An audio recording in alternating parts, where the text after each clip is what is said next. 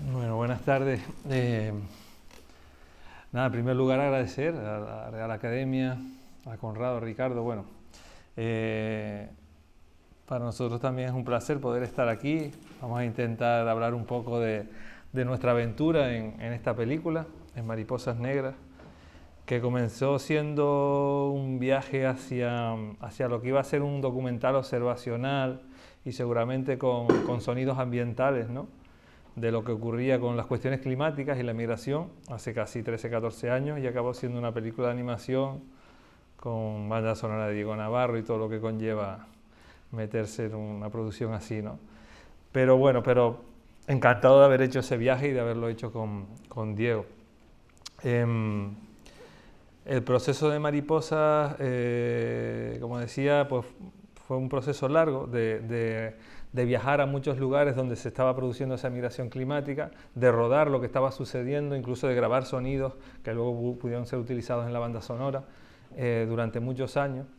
Hubo una etapa de todo ese proceso que no pudimos filmar, y por ahí fue que pensamos en hacer una película de animación que realmente es valernos de la herramienta de la animación para llevarlo a nuestro espacio de confort cinematográfico, que sigue siendo el documental, ¿no? Por tanto, no creo que sea una película de animación simplemente, sino que es una película documental con utilización de la animación. Y por ahí, con todo ese material filmado, pues empezamos a generar toda la parte artística, ¿no? Yo no vengo del mundo de la animación, para mí fue muy complejo adaptarme a ese proceso, porque en la animación hay un proceso que es distinto al del cine documental. En el cine documental ruedas y una vez has terminado de rodar con todo ese material te sientas en una mesa de montaje y empiezas casi a elaborar el guión, ¿no?, y a elaborar la película, ¿no? En animación, al contrario, hay que establecer ya el montaje de inicio para que luego todos los que trabajan en esos procesos de pintar fondos, pintar personajes, animarlos, pues ya estén guiados por un montaje finalizado, ¿no? Entonces esto se hacía para mí muy complejo de entender. Bueno, lo entendía la segunda semana, cuando quise cambiar algo y me dijeron que no, ya no había marcha atrás, y es normal porque son procesos que llevan a un equipo de artistas trabajando durante mucho tiempo, cualquier plano, cualquier frame, y hace que luego los cambios sean casi imposibles, ¿no? Y así fue todo el proceso como visual, pero ya incorporamos desde un inicio a Diego, ¿no?, en todo este proceso, porque me apetecía que conociera la historia. Incluso antes de empezar la animación ya le había contado bastante de la historia, le había contado bastante de los personajes reales, habíamos visto vídeos y nada, y tuvimos la suerte desde el inicio de entablar una relación que creo que nos entendíamos, dentro de que seguramente, o yo pensé que iba a ser una película complicada para Diego. Bueno, más complicada fue para mí, pero complicada para Diego en el sentido de que íbamos a buscar una música que fuera como más intimista, porque la historia de alguna manera lo sugería, ¿no?, porque eran historias como muy personales, muy pequeñas. Diego venía de procesos de bandas sonoras increíbles, con grandes orquestas sinfónicas, con grandes conjuntos musicales, y seguramente esto nos iba a generar un proceso como que fuera más autoral, más pequeño, ¿no? Y eso Diego lo entendió desde el principio. No solo lo entendió, sino que además voló muchísimo a partir de ahí, y comenzamos, bueno, pues a trabajar tema por tema. Era una especie de encuentro muy bonito durante unos meses. Cuando empezamos con el primer tema, yo le iba pasando alguna secuencia y a partir de ahí él sugería, y a partir de ahí creábamos y hablábamos y intentábamos, bueno, pues generar la banda sonora que iba en esa secuencia, siempre también sabiendo que había una parte luego de diseño sonoro que viene también a continuación, y que tiene que ver con todos los ambientes de sonido que van en la película, y que tiene que haber una mezcla final donde esté esa banda sonora y donde esté la música, donde estén los ambientes sonoros. Pero creo que, bueno, que hay un trabajo muy bonito, ¿no? Y bueno, y la idea ahora es pues empezar a disgregar ahí algunas, ¿no?, algunas de estas secuencias. Vamos a visionar algunos procesos de esas secuencias y a oírlas también, ¿no? Así que, Diego. Buenas tardes, estamos privados, encantados de estar aquí. Bueno, es la primera vez, de hecho, que hacemos esto. Es decir, no lo hemos hecho nunca, y la verdad es que es un enorme placer el comenzar este viaje y comenzar este proceso de inmersión, ¿no? en el proceso creativo de la partitura de la banda sonora de Mariposas Negras. La primera vez que nosotros nos reunimos fue, que me hablaste del proyecto, creo recordar que fue en el 2017, cuando todavía ni siquiera había mutado a proyecto de animación. Lo que teníamos en mente, o lo que yo tenía en mente, o lo que me trajiste inicialmente, pues que era imagen real, bebiendo de esas refugiadas climáticas extraordinarias, este documental primigenio tuyo. Y bueno, pues no habíamos trabajado juntos, no nos habíamos reunido juntos nunca, y la verdad es que pues fue la oportunidad, la excusa, ¿no? para emprender un camino común, ¿no? Años más tarde, de repente, pues yo le escribí la carta clásica de intención, ¿no? Que se pide al equipo para participar en un proyecto, interesado en participar en la película. Y entonces fue cuando, acto seguido, me comentas, me dices, Diego, hay una novedad. Y entonces le digo, pues tú dirás, cuéntame. Me dice, es que al final hemos decidido que esto sea una película de animación, en lugar de imagen real. Pero claro, me quedé súper sorprendido, pero a la vez feliz, porque es un lenguaje que he cultivado mucho en mi filmografía. No en vano, mi primer largometraje fue un largometraje de animación con diseños de Antonio Mingote en el año 2002, que fue además la primera producción de una película nacional que se trae a las Islas Canarias para ser grabada. La traje yo, el productor quería grabarla fuera, yo me empeñé y la grabamos en La Laguna, en el Paraninfo de la Universidad de La Laguna, y fue animación, ¿no? Estuvo nominada a los Goya en el Puerta del Tiempo, en el año 2003. Entonces ya llegó el Goya de Atrapa la Bandera, etcétera, etcétera. Así que es un género que he cultivado, ¿no? Y me sorprendió mucho. Me quedé diciendo, esto nos va a dar la oportunidad y las herramientas para poder imaginar todo lo que queramos en la película, ¿no? Y no era nada fácil, ¿no? Ha sido un proyecto demandante, complejo. ¿Por qué? Porque se trataba de contar la historia de 3 mujeres que sufren una serie de vivencias muy potentes, muy dramáticas, y que no pueden ser de culturas más distantes. Una es del Caribe, Isla Martín, la otra es tribu turcana en Kenia, África, y la última es de la isla de Oramara, en la India, ¿no? Entonces es como, madre mía, Vía Láctea, Alfa Centauri, Andrómeda y... ¿sabes? Entonces, claro, la primera inquietud que yo tuve a nivel musical fue, Dios mío, ¿cómo demonios empasto esto yo, ¿no? ¿Cómo lo empasto, no? Porque a priori son tradiciones, culturas y sonoridades tremendamente contrastadas, completamente diferentes, completamente alejadas. Y ese fue uno de los primeros retos, ¿no? Es decir, ¿cómo demonios puedo hacer que esto sea lícito, que esto fluya, y que en ese desarrollo del score, de la banda sonora, de la partitura, todo esto, como he dicho, fluya. No haya ningún contraste que te saque de esa narración, ¿no? Entonces, bueno, lo primero que hice fue intentar, la propuesta que le hice a David, queríamos que fuera una partitura en general de corte intimista, ¿vale? Yo en mi carrera he escrito otras partituras de corte intimista, como Pasaje al Amanecer, El fotógrafo de Mauthausen en parte, que eran el 80% del score de la banda sonora.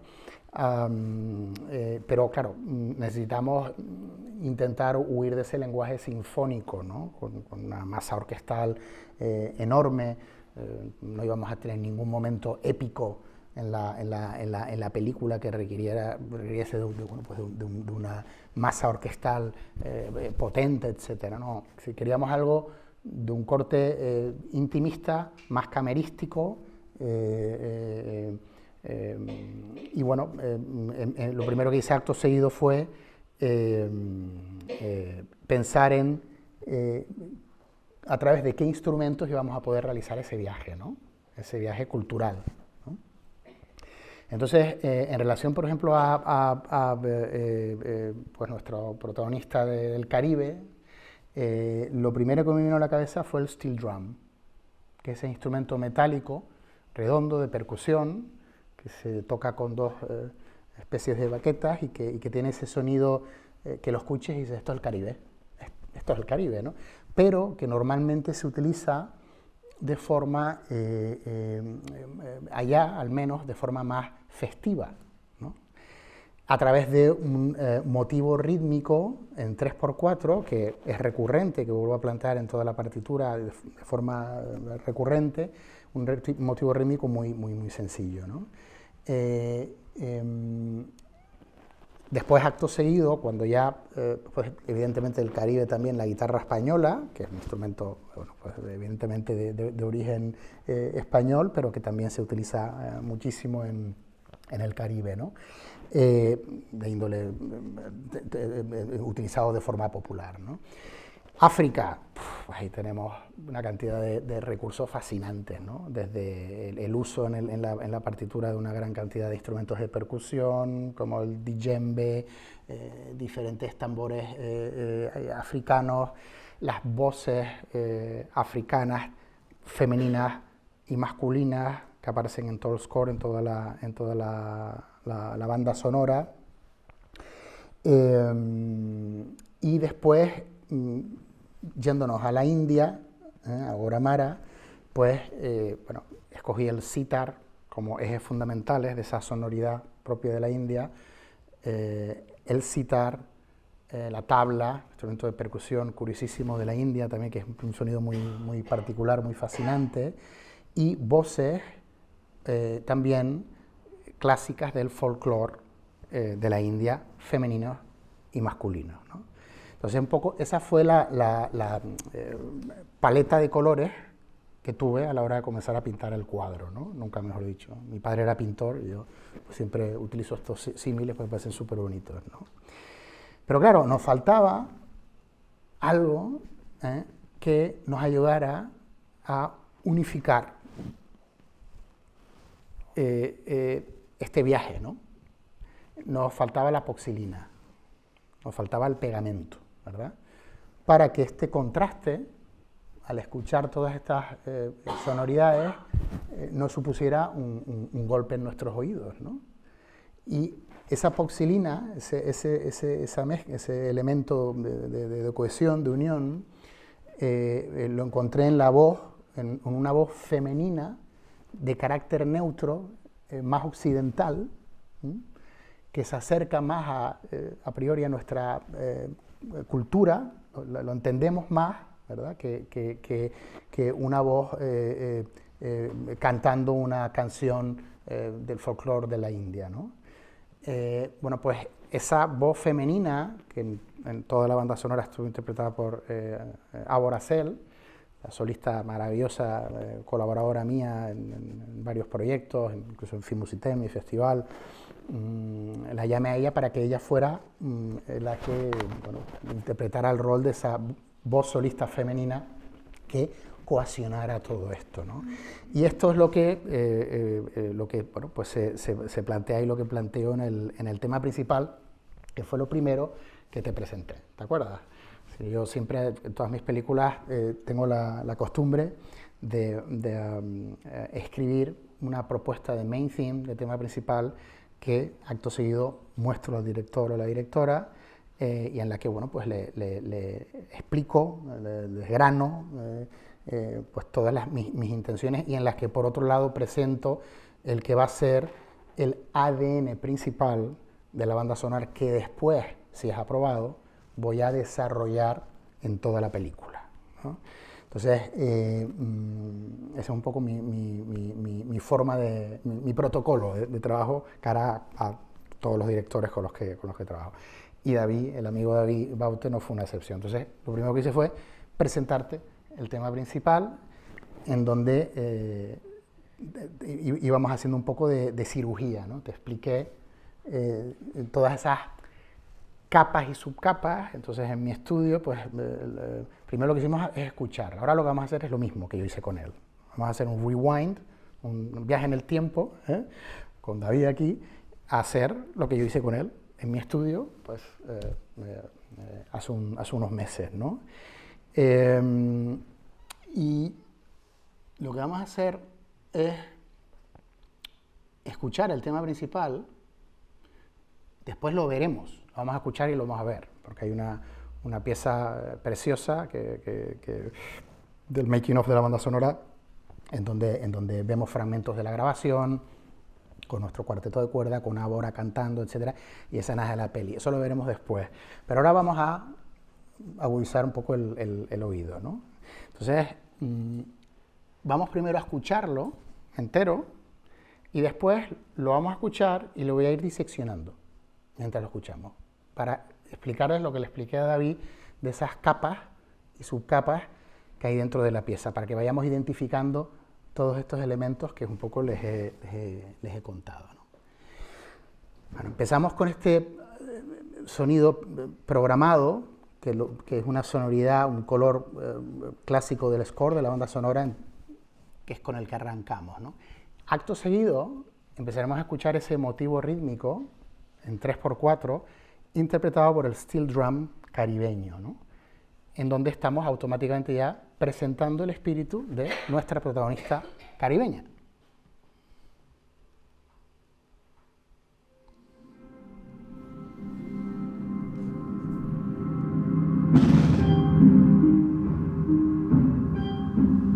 Ese es el steel drum.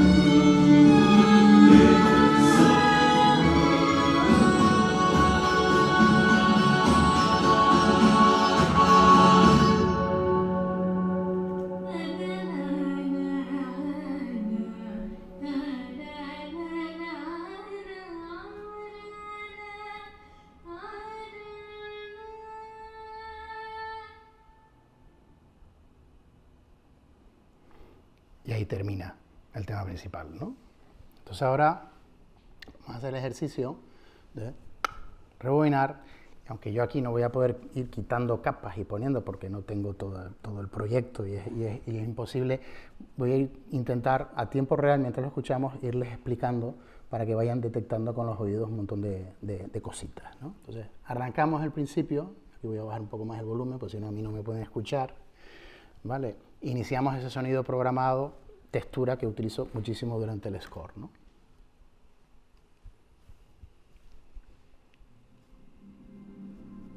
Y empieza Steel Drum, presentamos el Caribe, nuestra protagonista caribeña. Con este patrón rítmico entra la voz neutra femenina de la que hablaba antes. Con este canto místico.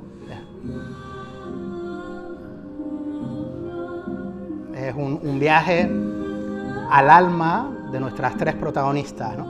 Empiezo a introducir el violín.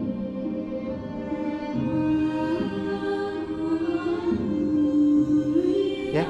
Todo el mismo rítmico, patrón rítmico. Pam, pam, pam, pam, pim, pam, pam, pam, pam, pim, pam, pam. Primer violín introduce el tema principal por primera vez.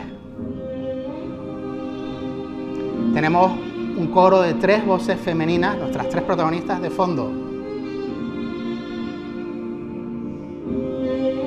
Y un cello por debajo, marcando otra línea.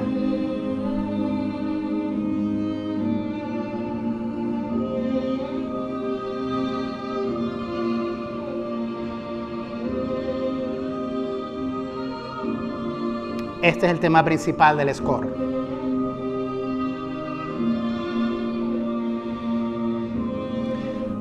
Volvemos a presentar el tema rítmico en 3x4, esta vez con un piano de una sola cuerda. Nuestra solista comienza ese viaje místico de nuevo.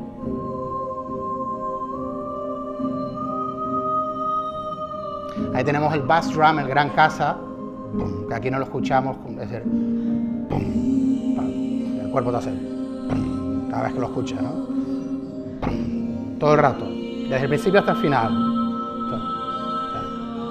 Ahí está el sitar. Hemos escuchado ese patrón rítmico del principio, tam, pim, pam, pam, pam, pam, que introduce con el steel drum, pero ahora de repente lo está interpretando el sitar. Sin darnos cuenta, ya nos hemos ido a la India. Voy a rebobinar un poquito para detrás. Ahora empieza el sitar. Pom, pim, pom, pim. Este es el sitar hindú.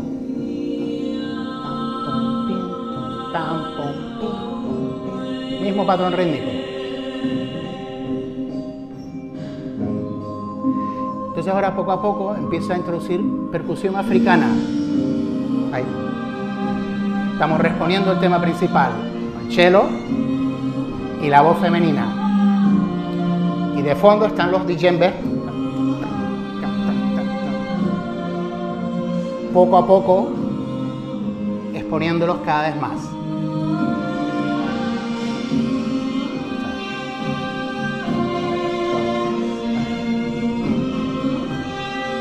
Ahí ya está. Ahí está toda la percusión africana ya, sonando. Y de repente, ahora realizamos un viaje hacia la esperanza y hacia la luz, con todas estas progresiones armónicas ascendentes, y continuamos con la percusión africana.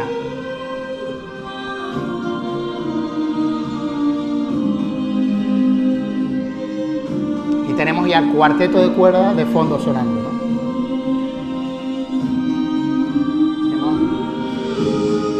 Ascendemos más. Más. Nos mantenemos, ascendemos más.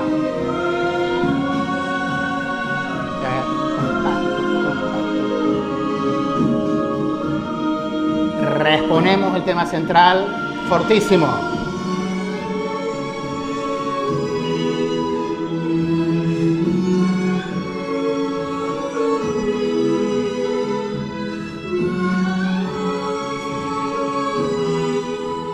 justo ahora entra un coro africano en corchea justo aquí.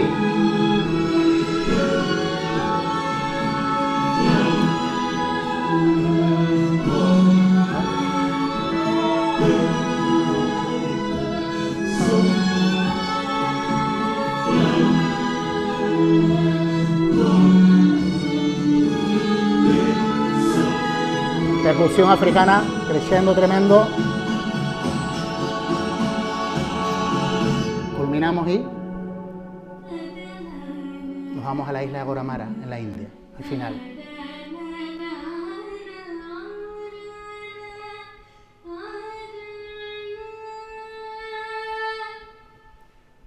Y nos quedamos en la India. Es decir, en una sola pieza hemos podido realizar este viaje cultural a través de 3 continentes diferentes y 3 culturas absolutamente distantes, ¿no? Que es lo que un poco les intentaba explicar desde el principio. Bueno, pues esto fue lo que yo te presenté. Sí, cuando te presentan todo esto así, a ver quién le dice que no te gusta. Después de... No, pero tiene mucha relación con la película porque, bueno, al igual que aquí existe en la música un motivo principal que luego se repite, nosotros cuando finalmente entramos a desarrollar mejor la historia vimos que también había un motivo principal que se repetía, ¿no? Para quien no ha visto la película, nosotros nos situamos en estos 3 espacios siguiendo a culturas determinadas a las que les está sucediendo algo y ese motivo de ese algo pues le obliga a tener que emigrar y que dejar sus tierras, ¿no? Y su cultura. En el caso de los turcanas, la tribu de los turcanas, pues la desertificación ha hecho que en los últimos 30-40 años los ríos de Turkana estén totalmente secos, que no puedan vivir del pastoreo como han vivido toda su vida, que peleen por los pozos que quedan de agua, pero peleen en plan a quien tiene ese pozo puede vivir y el que no, o sea, que pelean a vida o muerte por esos pozos. Y eso hacía que mucha gente pues tuviera que huir de allí y salir hacia otros lugares, ¿no? En Goramara pues lo que estaba sucediendo era que la subida al nivel del mar estaba provocando que esta isla se hundiera, ¿no? Tanto el deshielo del Himalaya como la subida al nivel del mar provocaban que se hundiera y las casas que vivían en el entorno, en el contorno de la isla, pues iban quedando sumergidas y era una cuestión de esperar. Nosotros estábamos allí rodando con una familia y esperábamos a que le tocaran a ellos y tenían que salir de allí, ¿no? Y en el caso de San Martín pues ocurrió con una familia que seguimos, es una isla que todos los años es azotada por huracanes, por tifones, cada vez con más fuerza, con mayor violencia. Y era una familia que ya había tenido pues, que levantar su casa 2 veces y esta tercera vez pues ya no pudo, además porque murieron vecinos incluso y ya decidieron partir también, ¿no? Entonces al final nosotros focalizamos nuestra historia en 3 mujeres, porque al principio es verdad que como que hacíamos un seguimiento de toda la comunidad, pero luego vimos que las mujeres eran como las que tomaban la decisión en el último momento de irse, ¿no? Las que tiraban de los hijos, de los mayores y decidían, ya aquí no podemos seguir.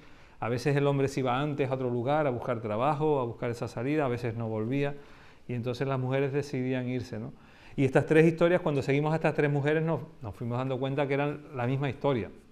O sea, cada una con sus circunstancias, cada una con su fenómeno climático adverso, ¿no? Pero eran la misma historia, ¿no? Y es la historia de no querer emigrar, porque al fin y al cabo nosotros somos canarios y somos emigrantes, o hemos sido emigrantes y somos inmigrantes de estos que vamos y podemos volver, ellos ya nunca pueden volver a su lugar de origen. Espacios donde se pierde la cultura, donde desaparece la cultura de ese lugar y personas que no saben dónde van a parar luego, o sea, porque no tienen ningún tipo de cobertura legal, son los únicos emigrantes que no están reconocidos a nivel de Naciones Unidas ni de ningún organismo internacional, ¿no? Igual que sí lo están los emigrantes por conflictos bélicos, por temas religiosos, políticos, los emigrantes climáticos no existen, ¿no? Y emigraron el año pasado cerca de 22 millones de personas por la cuestión climática, ¿no? Entonces se encuentran luego tirados en la calle, en cualquier lugar, ¿no? Y era la misma situación, el mismo patrón que se repetía con todas ellas. Y por eso decía que, bueno, que tiene ese símil con la parte musical, en que hay un tema como principal en la música y también en la historia también a nivel narrativo, ¿no? También se va repitiendo, ¿no? A lo largo de la película. Sí, de lo que se trata es de, bueno, siempre mi sana obsesión como compositor es intentar hacer cine a través de mi música, ¿no? Es decir, poder narrar a través de mi música todo aquello que estamos viendo en las imágenes, ¿no?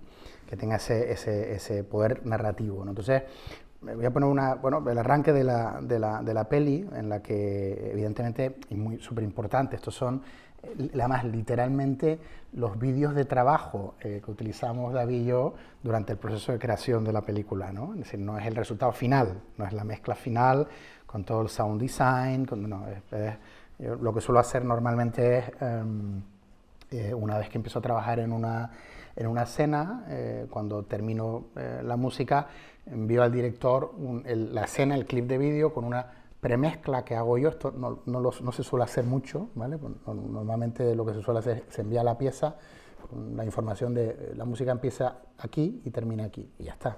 A mí me gusta dar el potaje más coladito, ¿no? Entonces me gusta enviar el clip de vídeo con una premezcla con mi música y los efectos de sonido que tenemos en ese momento, ¿vale? Que ni muchísimo menos está terminado, ¿vale? Pero creo que ayuda a que el director o la directora lo entienda mejor todo, ¿no? Entonces este es el inicio de la peli, en el que un poco pues le planteaba a David un poco ese primer planteamiento de sonoridades dentro de la partitura. Pues por ejemplo en las cuerdas, ese cuarteto de cuerdas escuchamos muchísimo, pues el cello tiene una importancia tremenda, súper importante. Entonces esta es la primera vez en la que expongo el cello a través de unos solos pues muy, que son como lamentos, ¿no? Y este sería el arranque, ¿no? Este es el mismo sonido. Fíjense ese efecto, ¿no? De la mariposa que empieza a volar y esas cortinillas de la percusión, ¿no? Estableciendo ese símil del vuelo de la mariposa. Después llega el responsable del sound design y pasa un avión y se lo carga el sonido y no se oye la cortinilla, ¿no? Y tú estás en la sala y dices, ¿la cortinilla dónde quedó? Pero bueno, son cosas que pasan con el cine, ¿no? Hay que intentar llegar a un equilibrio de todo, ¿no? Arrancamos de nuevo. Muerta.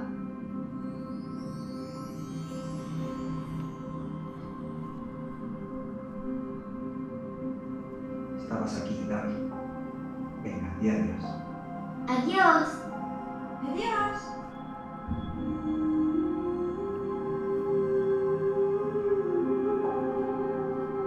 Sin pasaporte no puede pasar. Tenemos que ir. Perdón, esta es la voz de David. Sí, ¿vale? Si estábamos en el Work in Progress, no son las voces de doblaje de la peli, ¿vale? Aquí no se había doblado a la peli todavía, ¿no? Además fue otro capítulo enorme de la película que contar. Sí, ¿no? hay partes sin animar también, no hay nada de color. O sea, correcto. Entonces, perdón por la interrupción, pero un poco para explicar que esto que estás escuchando es Work in Progress, que se llama, pero para que escuchen lo que es la música y las imágenes. Eso es lo que nos interesa, ¿no?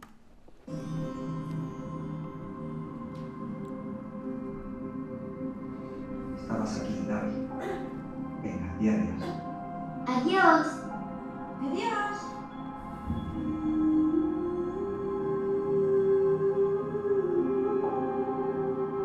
Sin pasaporte no puede pasar. Tenemos que ir. No puedo dejarle pasar.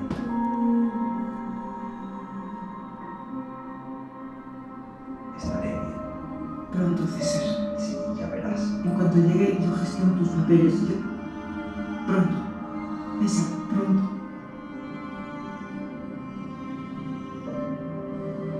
Papi, Mi niña. salvada. Papi, tú te sientas conmigo, ¿eh?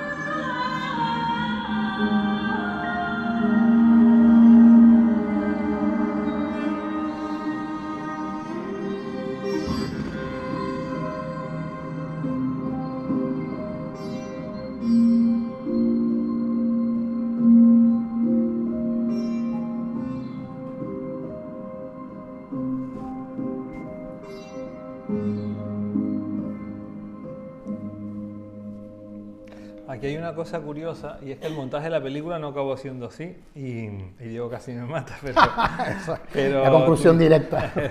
Tuvimos que modificar porque no se entendía a nivel narrativo las historias y tuvimos que modificar.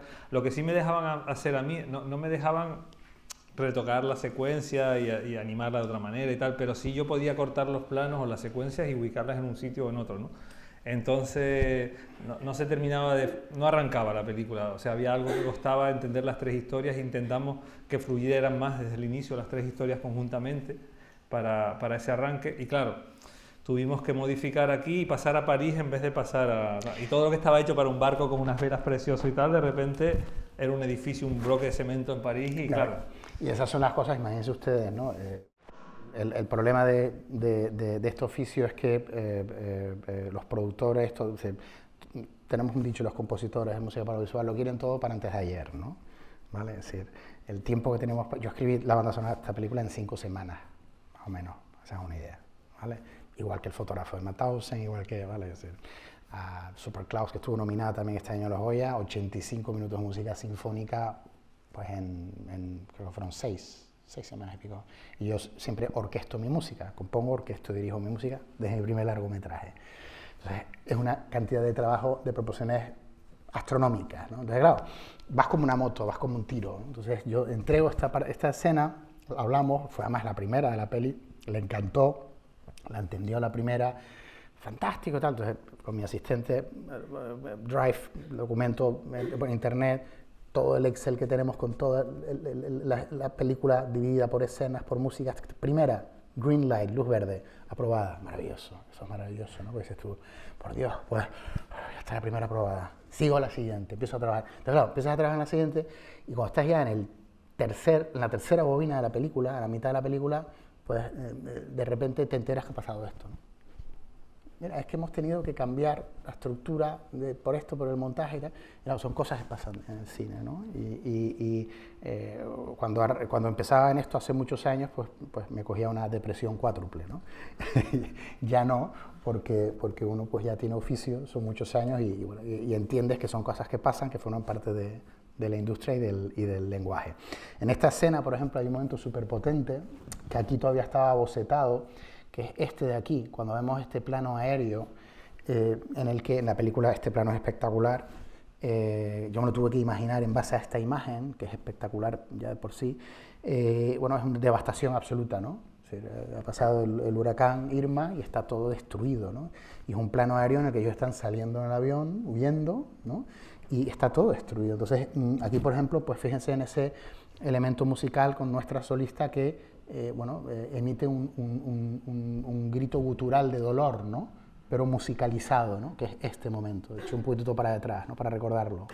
Tenemos al cello con la voz.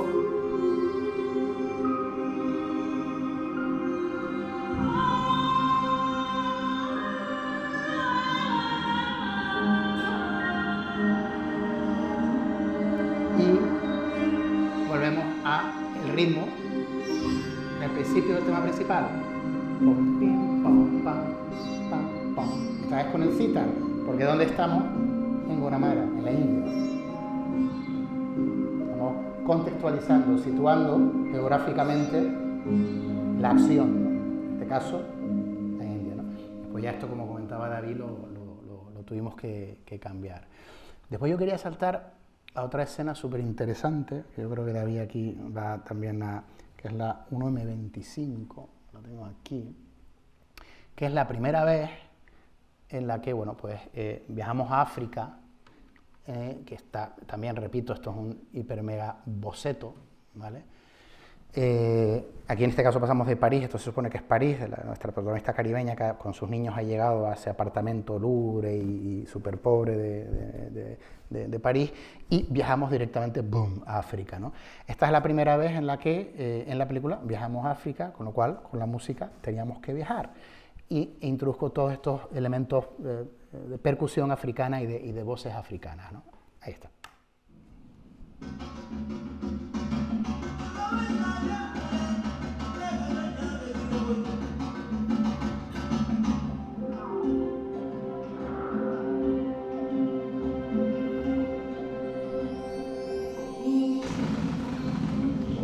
no se oye nada, los graves explotan.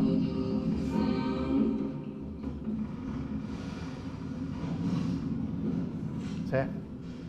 Este es el primer guiño musical a nivel africano en la película, ¿no? Y repito que hay un montón de instrumentos de percusión, de gran casa, de bass drum, de orquesta que aquí no se escuchan, pero que son muy graves y que hacen que uno pues vibre con la música. No sé si quieres comentar algo de esta escena. No, es verdad que la parte africana también era compleja, ¿no?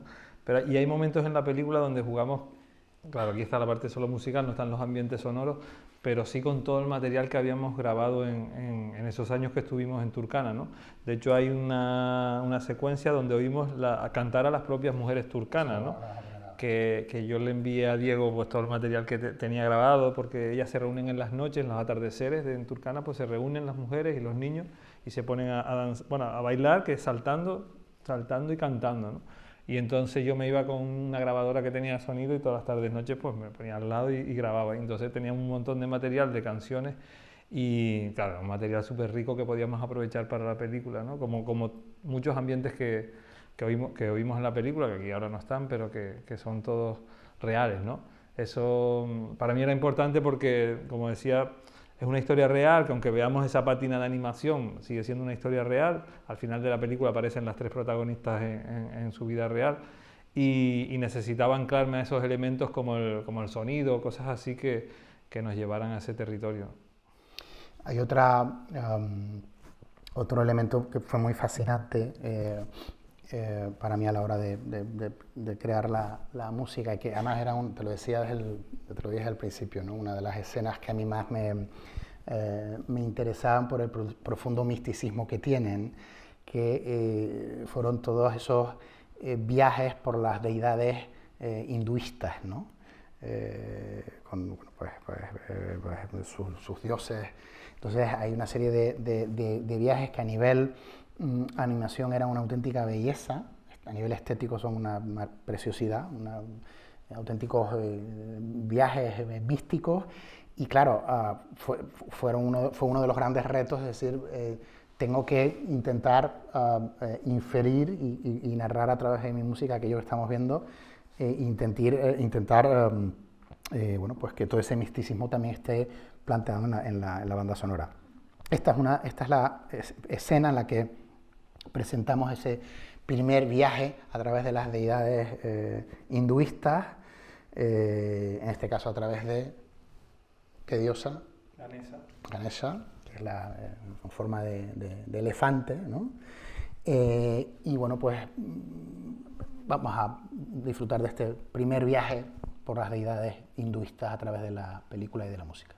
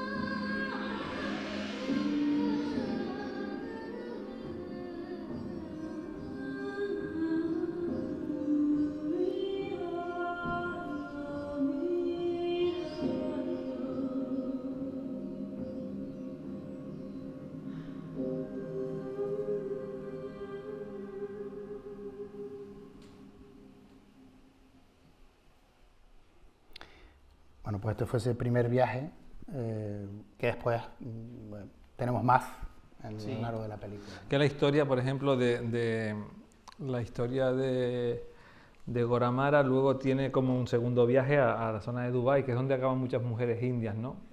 Supuestamente les hacen unos falsos contratos laborales y las llevan como, bueno, semiesclavas a trabajar en palacetes ahí en Dubái, les retiran el pasaporte y tienen ya que vivir allí, no se pueden ir porque lógicamente ya no tienen pasaporte, no pueden ir para ningún lugar. Y era una parte de la historia que no grabamos, ese fue el motivo de lo que tuviéramos que hacer una buena parte de la película en animación, ¿no? También nos pasó lo mismo con Turkana, con la historia de Turkana. Ellos viajaron a Nairobi en este caso y vivían en los barrios periféricos de Nairobi. Mal vivían porque ahí se vive o de la prostitución o de pocas cosas más, no tienen ningún otro tipo de salida, ¿no? Pero a nosotros se nos hizo complejo acceder a esos espacios, ¿no? Donde hay mafias, y además las ONG tampoco suelen entrar en esos espacios y tampoco trabajan con ellos, con los emigrantes, ¿no? Y bueno, pues toda esa parte que no pudimos filmar pues nos llevó también a plantearnos que la película tuviera que recrearse y que ser animada, ¿no? Como digo, la animación al final a mí me generó también como un impacto, ¿no? O sea, es esto que pensábamos, que la animación era como una capa que te ponías para no ver la realidad y que a lo mejor eso te protegía de que fuera tan violento la película. Sin embargo, yo cuando terminé de ver la película, el primer pase, ¿no? Con la música, la banda sonora y todo, me pareció más dura que los propios documentales que solemos hacer, ¿no? Y no sabía muy bien por qué, pero me parecía dura, ¿no? Y luego, en este tiempo, hablando con gente del mundo de la animación, gente así, que tiene mucho recorrido a nivel internacional y muy importante, me decía que claro, que la animación te lleva como una etapa de tu vida que tiene que ver más con una etapa infantil, ¿no? De sueños, de una etapa que la animación la ves como algo amable, agradable, y entonces ver una historia dura, cruda, con un formato o con una parte visual que te la llevas a un terreno más de sueños, de niñez, pues hace que todavía como que impacte más y que te sea más dura, ¿no? Y bueno, y la película tiene, o sea, no es una película fácil de ver, no es una película porque tiene su cuestión dramática ahí muy potenciada, pero además la animación creo que lo resaltaba más. Y lógicamente otra cosa muy importante es la banda sonora. Yo que vengo del cine documental, tú terminas un montaje de una película y le metes esos ambientes, esos sonidos y algo de música y a lo mejor la película crece un poco, ¿no? Pero a lo mejor, por hablar de porcentajes, crece un 15, un 20% más. En una película de animación, la banda sonora, la música es el 50% de la película. Nosotros trabajamos con la animación sin sonido y la película estaba bien, pero cuando pudimos oír la película, cuando la pudimos sentir con todo ese sonido, con toda la música, la película creció muchísimo, ¿no? Y tiene un gran peso en la parte de animación, sí. Bueno, pues me alegra mucho que hayas hablado de... Esto no estaba previsto, ¿eh? O sea, me habla un poco del nivel de comunicación de este señor y un servidor. Me alegra mucho que hayas hablado de la dureza de la peli, ¿no? Y de lo complicado que son algunas escenas, porque precisamente aquí tenía preparada, que era la siguiente. Yo aquí tengo el cue sheet de la banda sonora entero, el documento original que trabajaba con mi asistente, en el que está absolutamente desgranado todo, ¿no? El nombre de la pieza, punto, código TC de entrada de la música, código de salida de la música por escena, el título literario de la pieza al final cara al disco, referencias, notas de director, etcétera, etcétera, etcétera, ¿no? Y hay una escena tremenda que es esta, que es la escena de una violación. De hecho, en la banda sonora el título de esta pieza se llama Violación, ¿no? Y es una escena dura en la que, bueno, pues una de nuestras protagonistas, la pobrecita, que está trabajando en Arabia, en Dubái, perdón, en una familia que le ha su pasaporte se lo ha confiscado, que es un uso y costumbre lamentablemente típico y clásico. Bueno, pues sufre este capítulo terrible. Entonces, a nivel musical, ¿cómo le planteé yo a David concebir esto? Pues comenzamos con unas percusiones muy hondas. Mi idea era intentar generar una atmósfera musical enfermiza, ¿no? Con una serie de cuerdas, la orquesta de cuerda empieza a interpretar una serie de glisandos, que son esos sonidos de forma aleatoria de toda la orquesta de cuerdas. de tal manera que pudiéramos ir creando esa atmósfera enfermiza y terrorífica en relación a lo que nuestra protagonista pues, va a vivir, ¿no? Y después comienzo a introducir por primera vez la voz, una voz que evidentemente tenía que ser masculina, porque el elemento que realiza esta atrocidad pues, es el chofer de la familia millonaria de Dubái, y una voz masculina de la India, de origen, pues realizando y interpretando una línea melódica, un canto un poco enfermizo. Ahora cuando lo escuchen lo van a entender a la perfección, ¿no? Lo vamos a poner, lo vamos a escuchar. Ella está acostada en su cama, en su dormitorio, intentando dormir, y de repente él entra en la habitación, ella se lo intenta impedir, y al final pues sucede lo que sucede, y vemos también otro viaje de deidad hinduista.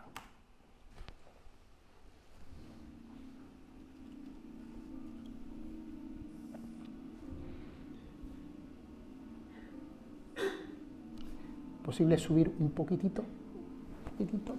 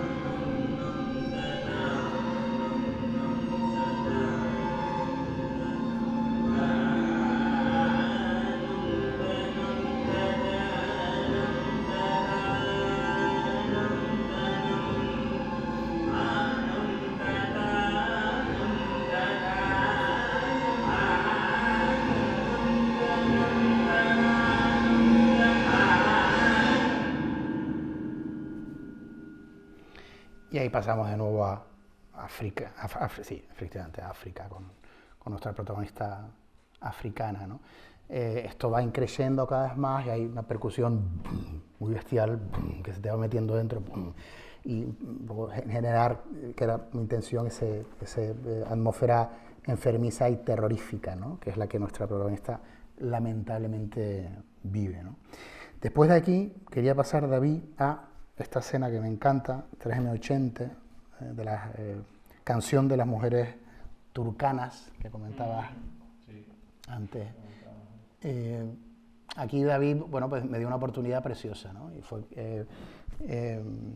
él, durante su estancia en África, como comentó antes, pudo grabar los cánticos de un montón de mujeres turcanas cantando, a las que dan los saltos con estos collares, ¿no? Que es preciosa la estética, ¿no? Entonces, no sé si me enviaste un WeTransfer o me lo pasaste por un disco duro, pero me entregó 300.000 grabaciones de las mujeres turcanas, que de milagro no cantaban una Folía y una Isa también. Y entonces, claro, me pasé un día entero escuchando grabación a grabación todo el material que me había pasado, ¿no?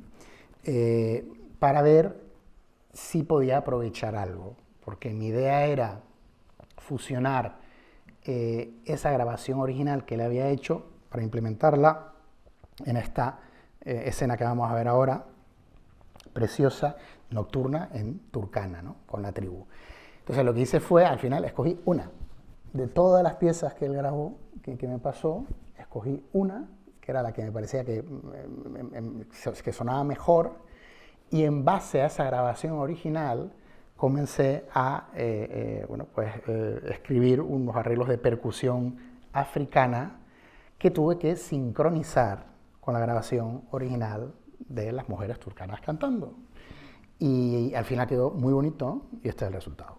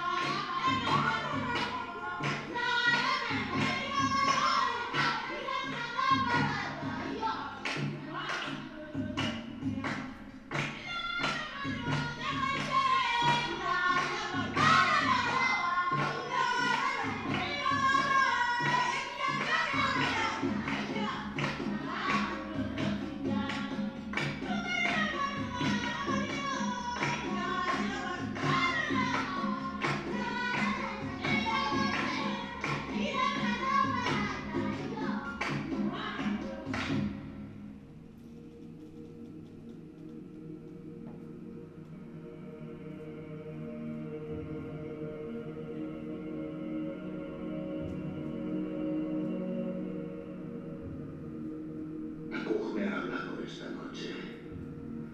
Me ha dicho, el destino de tu pueblo y el destino de la tierra forman el mismo entramado. ¿Eso qué significa? La vaca ha muerto sana y su entraña es limpia. Dársela a Akug.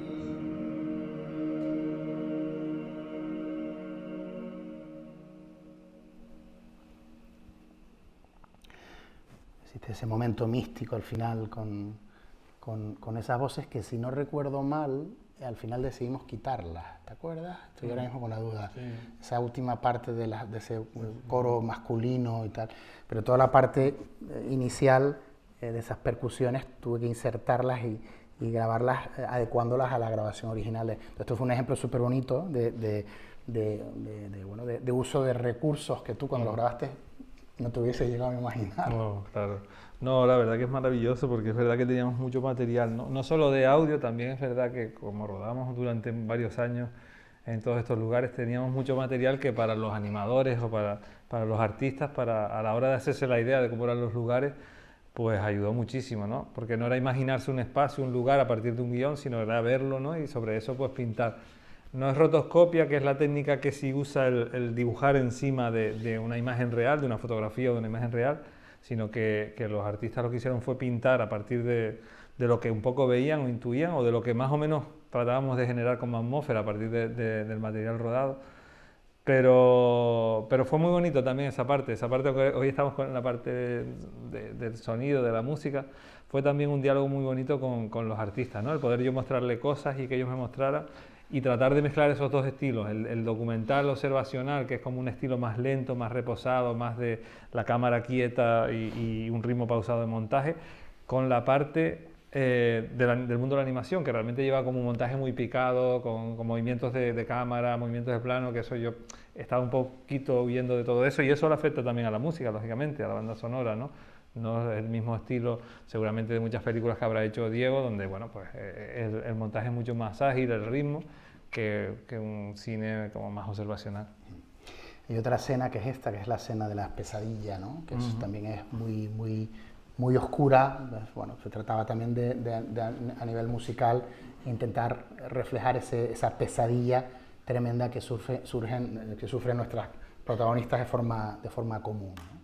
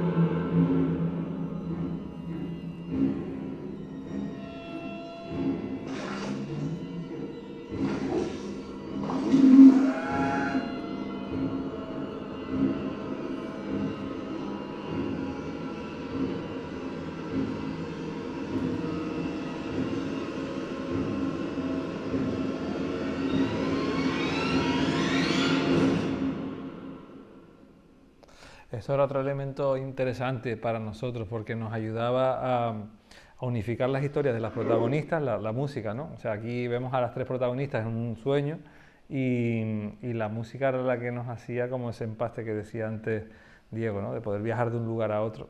Y eran procesos bonitos porque en varios momentos de la película intentamos eso, ¿no? Unificar con algún tema o con alguna cuestión visual las tres historias. Aquí además escuchábamos en esta pesadilla un montón de texturas corales, interpretando clústeres vocales, disonancias tremendas, con esas cuerdas, realizando esos, interpretando esos acordes de forma con un ataque muy agresivo, con percusión ahí muy densa también, un poco pues para intentar reflejar esa pesadilla terrorífica que después hay otra cosa súper importante, todos los puntos de sincronización.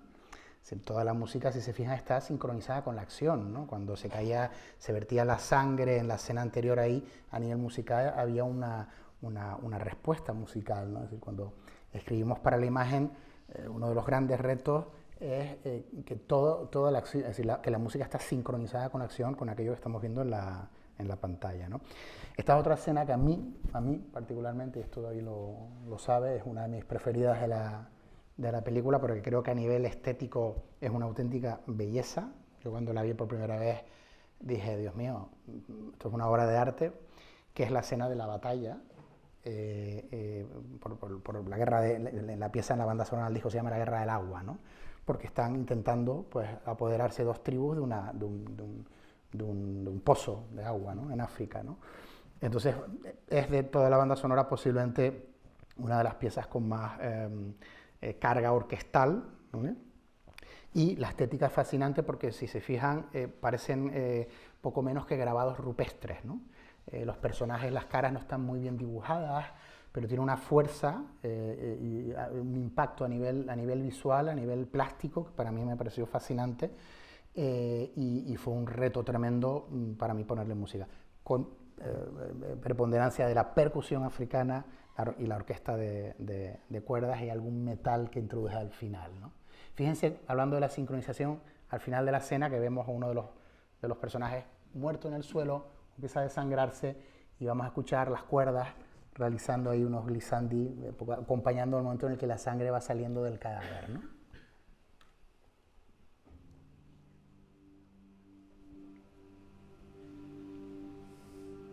Akuj intenta advertirnos desde hace tiempo. Va a caer sobre nosotros la muerte. Solo hay que mirar a nuestro alrededor. Todo en la tierra nos habla. El mundo es un tejido entre nosotros y la tierra, pero se ha roto y urdido. El mundo se desempana. Por esa mujer se cuela toda la ira de Akuj. Nuestro pueblo no va a sobrevivir. Huye antes de que salga el sol.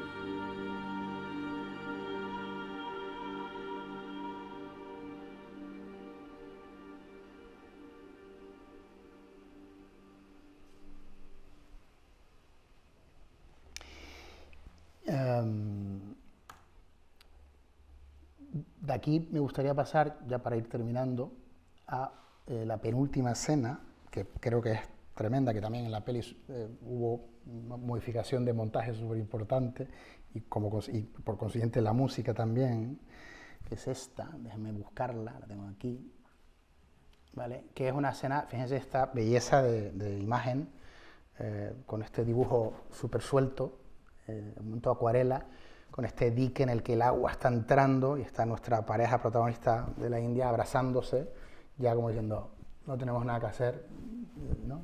Sí, porque esto es la situación en la que el monzón empezó también, era la época del monzón, la subida al nivel del mar, y ellos hacen esos diques alrededor de las casas donde por un lado les sirven como de estanques donde ellos tienen peces ahí, que son los que luego se comen, pero por otro les protege del mar. Pero ya llega a esos momentos donde ya el agua ya era imposible, por mucho dique que construyeran, ellos están continuamente armando diques todos los días reforzando el dique, metiendo sacos de tierra, pero ya llega un momento donde es imposible, ¿no? Y ese es uno de esos momentos donde ya tuvieron que dejar y abandonar la casa porque el agua ya sí entró en la casa, y una vez que entra en la casa, como las casas son de barro, pues empieza a ceder desde abajo y empiezan a venirse abajo, ¿no? Y bueno, esa situación fue real y al día siguiente ya tuvieron que salir y marcharse de Góramara. Pues bueno, esta es la escena en la que contamos eso, la huida, de hecho la pieza en el disco se llama Huida de Góramara, ¿no? En la que se van, imagínense el dolor de esta familia, ¿no? Tenemos que ir de aquí porque esto se está hundiendo. Y bueno, pues a nivel musical había que todo ese hondo dolor y tristeza, pues había que describirlo, ¿no? Y en esta pieza en concreto, pues está ejemplificado a través del cuarteto de cuerda y otros elementos que escucharemos, ¿no?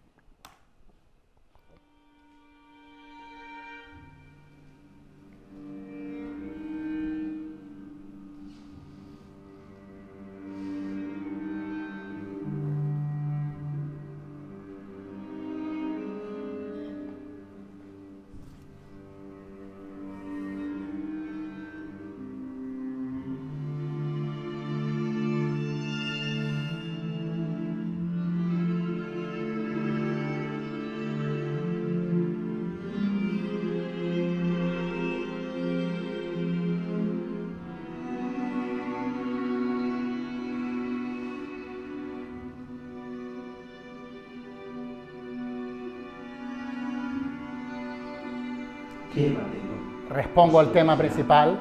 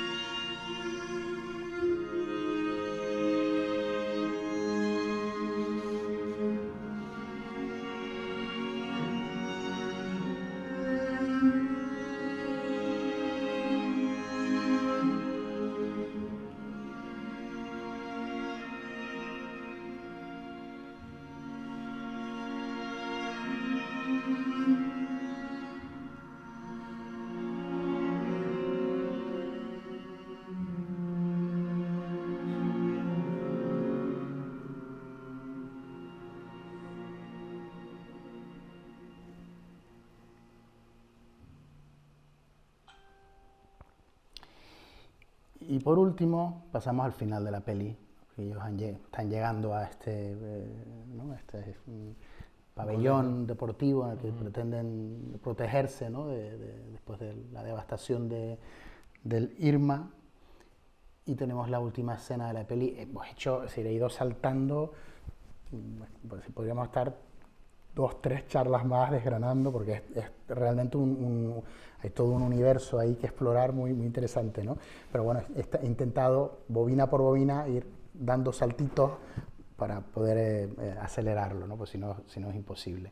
Pero bueno, este es el final de la peli, en el que también el cuarteto de cuerda cobra una importancia tremenda, junto con otros elementos, y bueno, pues al final tenemos esta escena increíble que aquí no la vamos a ver, porque después en el montaje tú lo puedes explicar mejor ¿Qué sucedió al final de la peli? No, es verdad, bueno, y en la secuencia también anterior hay muchos, porque estamos viendo lo visual con algunas capas que faltan, ¿no? No sé si se fijaron en el barco, que no estaba el barco, estaban ellos, o cuestiones que también entiendo que para Diego montar la música también a veces es difícil, porque hay elementos que no ve, o algunos que tienen movimiento que no los ven ni moverse, ¿no? Y bueno, yo le puedo contar, aquí va a pasar esto, pero no lo está viendo, ¿no?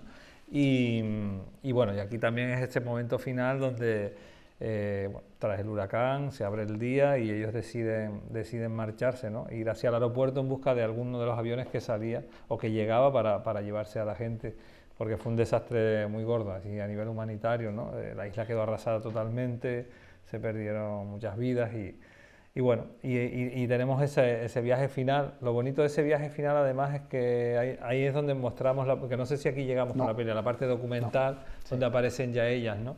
Y hay un mensaje de ellas, ¿no? Que hablan a cámara además, diciendo lo que les ha sucedido. Sí, eso fue impresionante.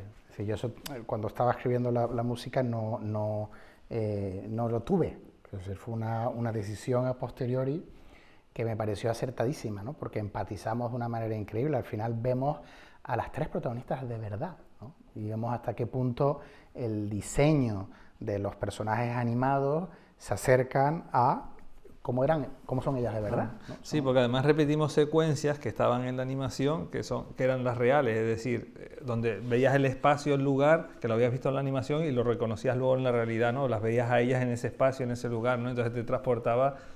Es verdad que por mucho que cuentes que era una película basada en hechos reales, cuando has visto toda una película, 1 hora y 20 minutos de animación, mucha gente no lo cree que pueda ser real o entiende que son personajes un poco ficticios. Entonces como que al final necesitábamos verlas a ellas, ¿no? Y que se entendieran que eran ellas y que había sido toda esa historia real, ¿no? Y no solamente verlas a ellas, sino ver muchas de las situaciones terribles que se narran y que narramos en la película a través de la animación, pero en formato documental. Es que lo estamos viendo.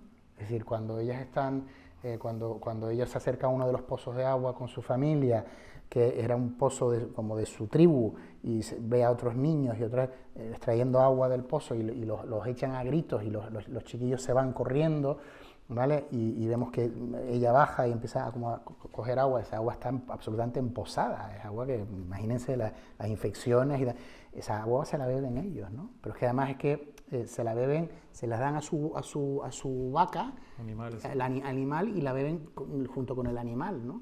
Y eso, claro, lo ves en la película, en la animación, y dices, wow, qué pasada, ¿no? Porque dices, bueno, esto será, pues, en fin, una licencia, no es licencia, ¿no? Sí, es que lo vemos después, al final de la peli, en estas escenas documentales que rodó David, vemos esa misma escena del pozo de agua, ¿no? Entonces es un cachetón bestial a la realidad, a lo que realmente ha sucedido, que, claro, se genera un enlace, un link bestial, ¿verdad?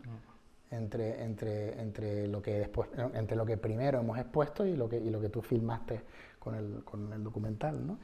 Y este es el final de la peli, sin ser el final definitivo, con todas estas imágenes documentales que yo no las tuve cuando escribí la música, ¿no? Pero sí cerramos con esta escena bellísima, que a mí me pareció preciosísima, es la primera vez, que esto me parece una genialidad, vemos a nuestras tres protagonistas que durante toda la película no se conocen, no se ven, no saben la una de la otra, pero las vemos a las tres que comulgan, que aparecen, se juntan, ¿no? Y se despiden de nosotros, ¿no? Eso me pareció, cuando lo vi, bueno, pues se me saltaron las lágrimas, ¿no? En estudio yo solo, menos mal que no estábamos juntos, no había necesidad ninguna. Y entonces me emocioné muchísimo, dije, madre mía, qué pasada, ¿no? Y cerramos pues con ese mar de mariposas sobrevolando sobre la imagen de ellas tres, que se dan la vuelta y se alejan, ¿no? Ahí después tenemos el momento documental, ahí ya terminamos con las imágenes reales, que ya es el cachetón final y absoluto, ¿no? Pero que no vamos a ver aquí, ¿vale? Vamos para allá.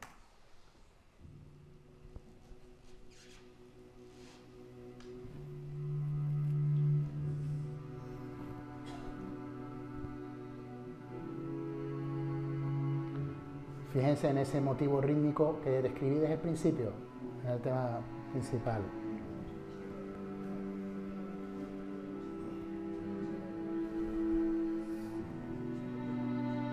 La pieza se llama Devastación.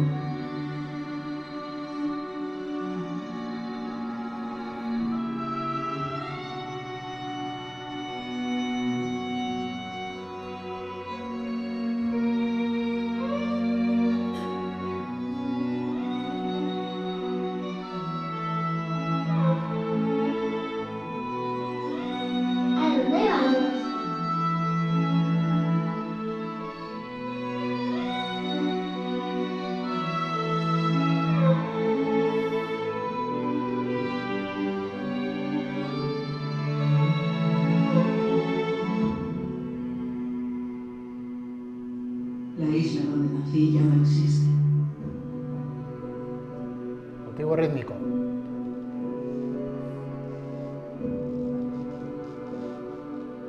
Todo el pueblo murió por la sequía y la guerra.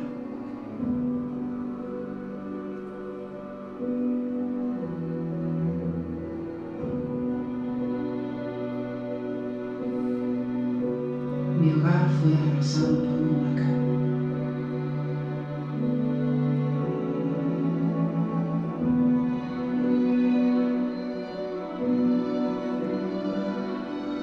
¿Existe un lugar para nosotras?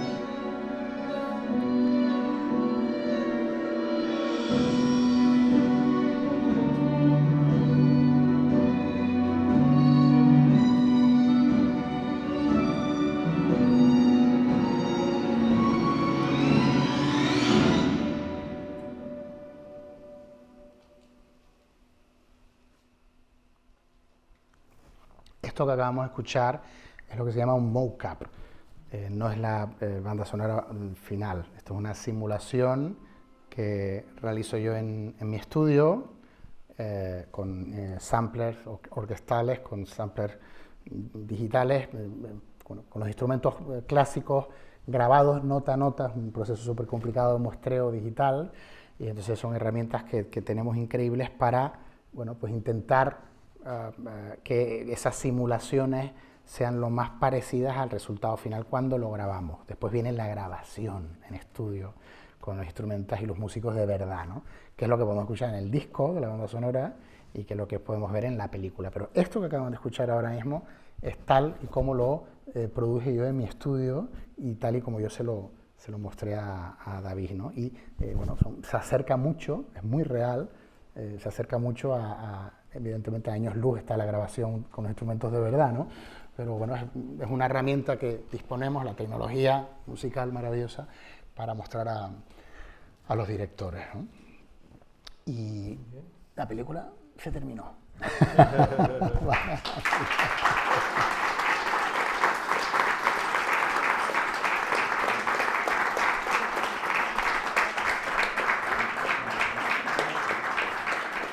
Entonces, sí.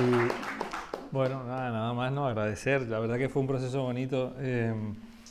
Además fue unos buenos par de meses buenos, ¿no? De casi que un diálogos diarios, ¿no? Por las noches Diego me mandaba la música que había hecho ese día, yo le escribía sobre esa música. Sí, yo iba a escena al día. Es decir, iba escribiendo escena al día.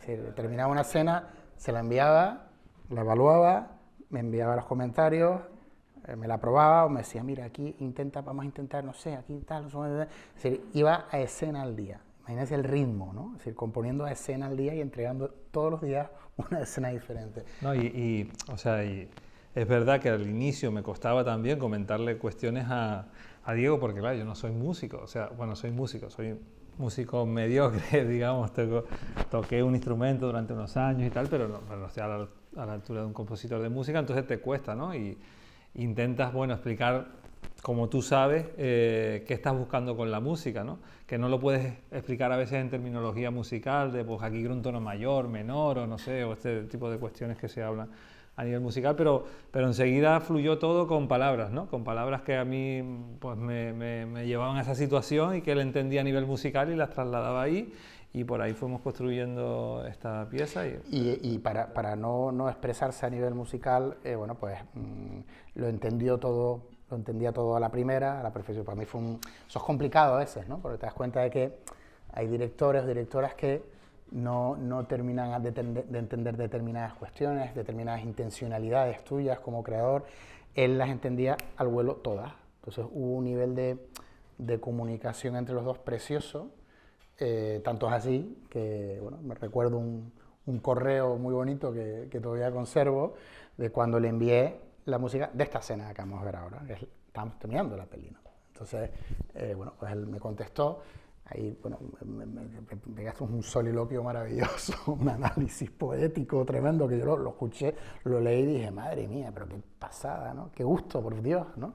Que alguien te entienda de esta manera, ¿no? Maravilloso. Y entonces me dijo, Diego, ¿y qué voy a hacer yo ahora? ¿Qué vamos a hacer? Si llevamos 5 semanas trabajando como locos y me has estado enviando todas estas piezas día tras día, como fue algo así. Sí, sí, ahora ¿con quién hablo por las noches? ¿Con quién hablo yo por las noches? Estoy solo aquí. ¿Sabes? Me he acostumbrado a esto, que es lo siguiente, ¿no? Así que nada, hablamos, querido. Fue muy bonito, fue un proceso muy bonito y la verdad es que, bueno, pues deseando que surja el siguiente capítulo creativo entre este señor y yo. Así que, ¿hay alguna pregunta? ¿Alguna curiosidad? Tenemos que ir, creo, ¿no? No, bien. Gracias.